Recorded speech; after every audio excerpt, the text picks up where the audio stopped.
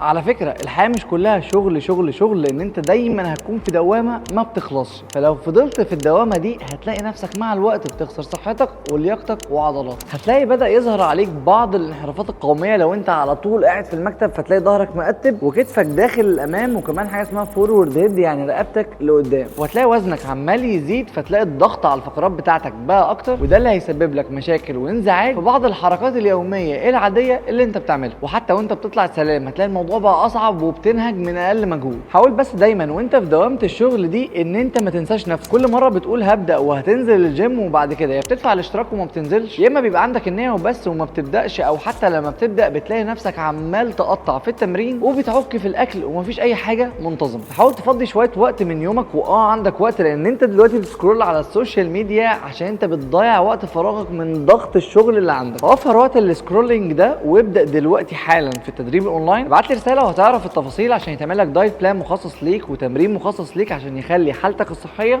تكون افضل. وهتعرف تفاصيل اكتر عن خدمه الباور 10 وخدمه الباور 15 جولدن بلان، ومهما كانت حالتك هتبقى انت العظمه اللي جايه. سلام.